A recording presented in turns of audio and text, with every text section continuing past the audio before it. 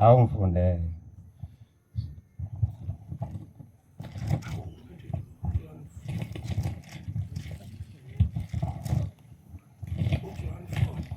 John 4 ufunde futhi. Ivesi lika 4. Yeah. Sehluko 4 evesi lika 4. Sizofunda uJohane wokuqala isahluko esesine ivesi lika 4. NingabakaThixo nina abantwana. NingabakaThixo nina bantwana bakaShefu.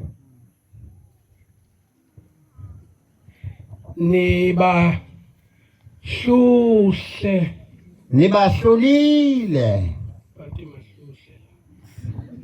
Ngokuba lawo okinina. Ngoba lo muntu ohlezi kinina mkhulu unalowo osezweni. Bona ngabayezwe. Bona bangabezwe. Ngalokhu bayokhuluma ngezwe. Ngalokhu bona bawulibala ukukhuluma ngezwe. Izwe liyabazi futhi nabo. SingabakaThixo. Thina singabakaThixo sibona bezwe. Yena omaziyo uThixo. Yena umuntu omaziyo uThixo. Uyasizwa masikhuluma. Ongesiyo kaThixo. Kodwa umuntu ongesiyo kaThixo kasizwe thina. Ngalokhu siyamazi umoya weqiniso. Ngalokhu thina ngoba siyawazi umoya weqiniso. Nomoya wamanga. Nomoya wamanga futhi siyawubuka nje. Bathanda. Asithandane thina kuphela.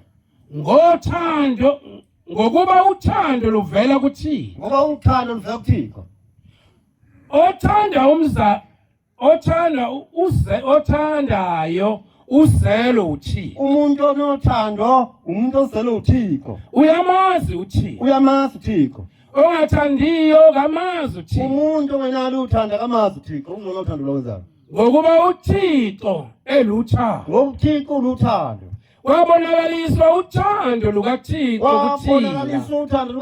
kuthina. Ngalokhu uThixo wayithuma indodana yakhe esele yodwa. uThixo athuma indodana yakhe esele yodwa, iswelisele iyodwa. Ukuza emhlabeni. Ukuba ize emhlabeni.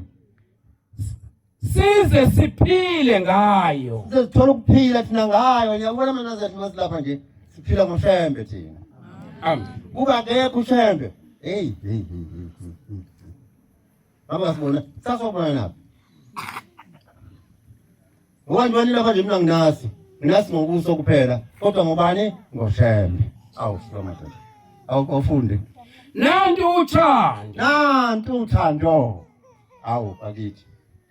Asithina esimthandayo uThixo. Thina esithanda uThixo.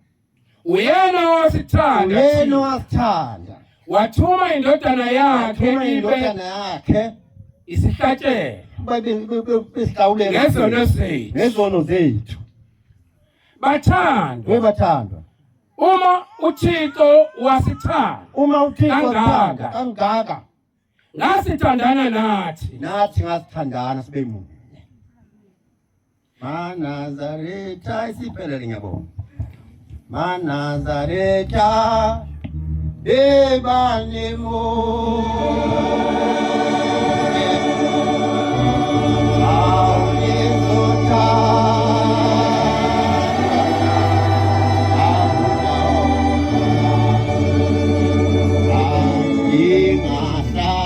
Yeah.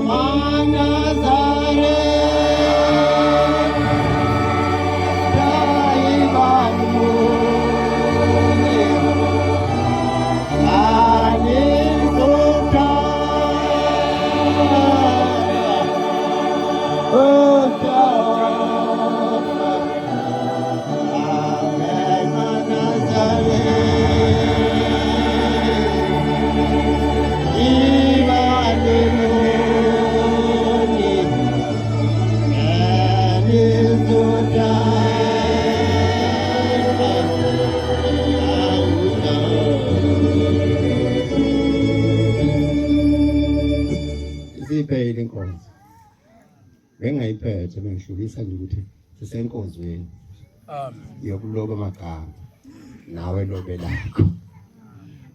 Bathi umnikazi walokhu ukukholwa wafika emadodeni esambiza ngenceku yenkosi wathi madoda leli bandla masi lakheka ningathokoza ngoba siliphathe ngane ngomthetho noma ngomusa. Athi madoda nceku yenkosi ngakuhle siliphathe ngomthetho. Yathi indoda yasezulwini ngeke kulunge masiliphatha ngomthetho ngoba abantu bayehluleka ukugcina umthetho bawuhlubuka. Kuhle basiliphathe ngomusa. Silapha-ke ngomusa wenkosi esawuphiwakho.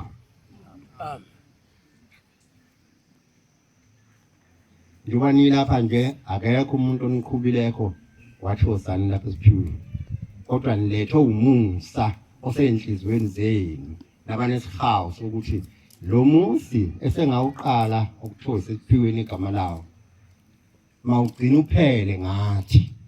Nisho nina ngesingeno enhlizweni zenu lokhu kwehla wafika enhlizweni zenu.